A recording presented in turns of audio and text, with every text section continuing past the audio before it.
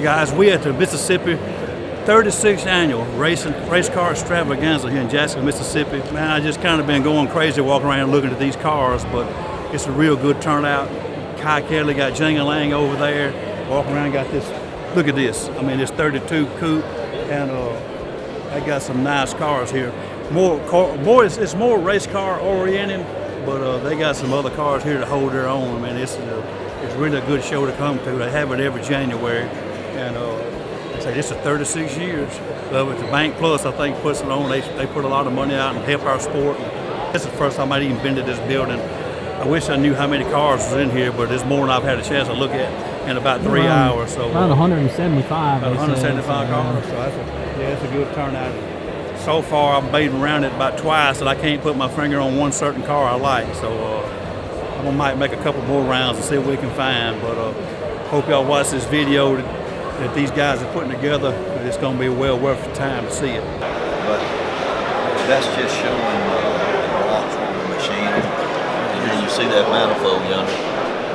We have all those, Billy. Like a diamond. Yeah, Gary makes all that kind of stuff, man. He does the Harleys and everything. That's some of his carburetor work. He's been I first heard about him when I started racing in the early 81, 82. Yeah. If you didn't have one of Gary's carburetors, you wasn't hitting on nothing. So it's all custom. These are custom made, one of a kind. He was one of the original guys. He wasn't scared to try something, you know. Yeah. That's the main thing with drag racing. Drag racers are real superstitious. I want to get what so-and-so's got. No, you want to get something better than what they got. He's the man on the carburetor, you know. Yep. And you got to, you got to know what you're doing to make an injection outrun one of his carburetors. So, yeah, he does some good work. And like I say, he just started. He's old school. Then they got into machining and all the stuff on his Harley motors and everything. Yeah. Yeah, that's wild stuff. Gary's a good dude. I've been knowing him a long time. So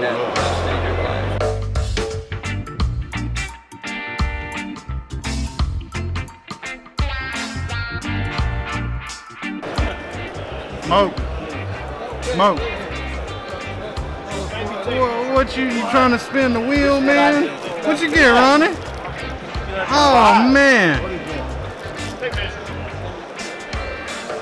It's a major award. A lifetime achievement, man. I'm pretty sure you guys enjoy it. You know what I can. Yes, sir. No free samples there. Yeah, they have some. Keychains. The guilt's setting in. We got to take it easy. We're economically draining these people. I've already got a sack full. My weakness, they've got free cookies over here. Oh, God.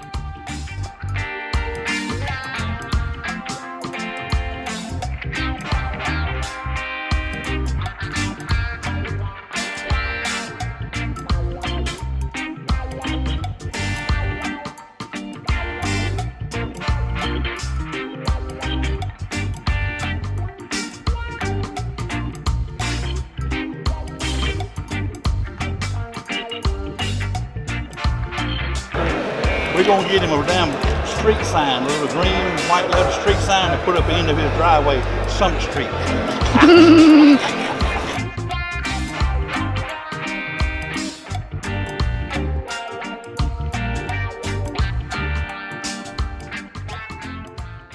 Yeah, I tell this story all the time.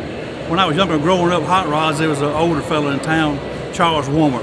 Man, he was all our heroes. You know what I'm telling you? The man used to work for Johnny Local with Funny Car back in the old days, build gases and stuff. I never really knew where he learned all his stuff from, but he knew it. He knew his stuff.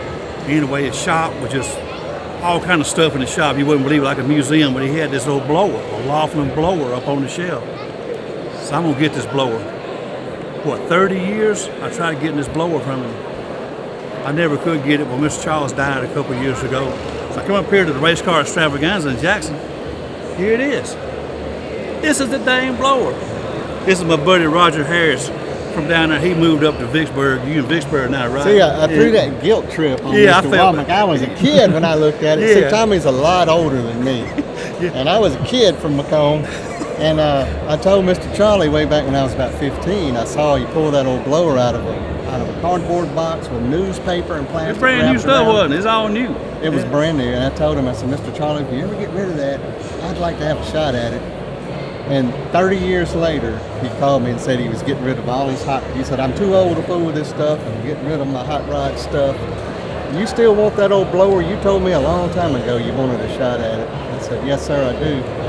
And I was living in Vicksburg now. And I said, I'll be there in an hour and a half. And it took me about an hour to get there. Yeah, I don't blame you. And he pulled that blower out of that same old box with those same old newspapers and stuff wrapped around it from 30 years ago when I was a kid. But I had the blower, and you built the car around the blower. I did. Tell us about the car, man. This thing is gorgeous. I'm telling you, I know. It's a 32 Roadster, and I had the blower, and I didn't know. I wanted to put it in something that would really showcase it. You know, something that would really let the blower be seen. So my son wanted to build. My middle son's a motorhead like me. He wanted to build a car with me, and he finally talked me into it. So we built this 32. Really around that blower so it would showcase it a little bit, and try to put it early 60s period. The blower is 1963, so we tried to put it back period as much as we could get it with the old pie crust slicks and all that. The blower is on the motor it was designed for, the little 327 Chevy, and we pretty much built it from the frame up. It took us about 2.5 years. It was a father-son project, and I was telling somebody earlier, my wife gave us the green light finally to do this, but she said under one condition. She said, you got to have it finished for his senior portraits. So that gave us about 2 years and 3 months. So that's the first. That's kind of a good thing, though, wasn't it? I mean, you can go loose with the checkbook then. Exactly. And that's the first time my wife has ever told me, go to the shop and work on that car, because she's never done that before. Anyway, we got it done just in time for him to graduate and took the senior portraits with him. Just in time for COVID to shut the world down. We were going to do some World of Wheels and things like that in it. So we had to put that off for a couple of years till things started kicking back off. So anyway, we went to a couple of good shows, World of Wheels, Good Guys things with it. Hadn't started driving it a lot just yet. It's got about 300 miles on it. But as soon as the new wears off of it, we're going to start running it some more. And just playing with it and having a good time. It's a fun car to drive. Runs good. The old blower puts out about 6 pounds of boost on this 327. That's all it was designed for. They were How many RPM you said that blower spinning? It's 6 to 1. So at 5,000 motor RPM, it's turning 30,000 RPM. It's a turbine type blower. So that's about like your die grinder in your shop. It sounds about like it. That's about 30,000 RPM. It sounds more like a turbo than it does a super, a Roots supercharger. Yeah, interesting. It's nostalgic. They were made in Palm Beach, Florida. They made a little over 1,600 of these blowers, and they were made from a piece of billet aluminum. They were all machined. They were expensive. They were time consuming, and they ultimately did them in. They just couldn't compete with the Roots blowers when they caught on. But it's fun. It's nostalgic. You never see one, so that's what kind of makes it cool. They're pretty rare and unique. And it looks pretty good all polished up on top of that motor. For sure. Well, I didn't get it, but it found a good home. Roger made good use of it. Sure did. It looks the car fabulous. You've done a real good job on it. Well, thank you. I appreciate that. It's been fun. It was a good project with my kids. So we got us a new motorhead to add to the bunch. They calling you over to the trophy booth. You must have won something. Oh, well. Jeff, you bring them wrenches? Nah, I'm messing with you. Just keep me in your list. You ever get rid of it? I'm still alive. No, I'm glad you got it on there. It's you done it justice. I put it like that. It made a good home. Well, Mr. Charlie saw it run. He passed away. He was 82 or 3, I believe. A year and a half ago, he passed away. But he did see it run, and his eyes lit up, and he remembers it from those early 60s. Yeah. So, worth every bit of it right so there. that was an awesome thing to see him. He stopped by the shop one day and probably hung out an hour or two. He said, I'm keeping you from your work. I said, you ain't never keeping me from no work. But he got talking back in the 60s working for Johnny Loper and the Gasser days, and they met up somewhere in Chattanooga or something and put a Fiber Glide in the parking lot up in the car. And I always wondered where he learned and where he knew, because, he was a smart man. You're just not born knowing all that kind of stuff. But he got in, I guess, in his younger days with the right people and traveled the country. And then, what Johnny Loper used to run Little House. Yeah. So I think the story went that his buddy or somebody he knew or worked for bought that car from Johnny Loper. So they met up with him somewhere, and Johnny showed him how to service the car basically before they took it, and ran with it or whatever. So, but it was something to that effect. Yeah, but it was You pretty probably remember neat. seeing Johnny Loper front the car down at the Cajun Nationals in the 80s. To go to the Cajun Nationals. Well, Mr. Womack, he was a wizard, and he was a hot rod legend from South Mississippi. Yeah. He definitely wasn't afraid of trying something. I hear this story. He had a 57 Chevrolet that they ordered brand new, and first thing he did, he took all the brake drums off of it and mic'd the brake drums to get every brake drum exact. Of course, you at the Chevrolet dealership, he had access to all that stuff. Yep. That's another one of them old stories you always hear, but yeah, he was a real good man, nice man. We miss him. Yeah, we do. But, Another good one gone.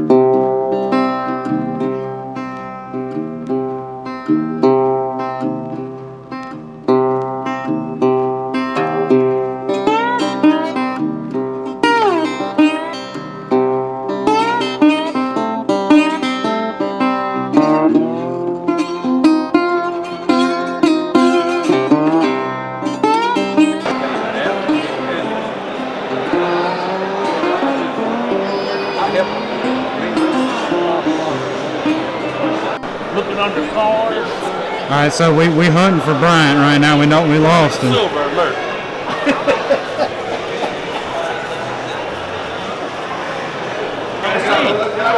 He's gone. without a super alert, I guess. Yeah. Ronnie called Jessica and told her to put out an Amber Alert. It's too expensive in here. The drinks is $8. You know you ain't gonna be around that. But they do have a padded cushion. Bye, woman. We'll see y'all next time. Hey, we put out a silver alert on you. Yeah, dude, we had to call the cops, man. They're on their way now. We have looked Down here, everywhere. we've been hunting 2 hours. Is that where the police told you to sit? Yeah, we ready. Hunting you for 2 hours. Tell you I was coming to the door. Sent the damn police. There's a silver alert out there. Have y'all been looking for him? They lying. He's keeping He been worried y'all, ain't he? He's been busy. How many stories you done heard?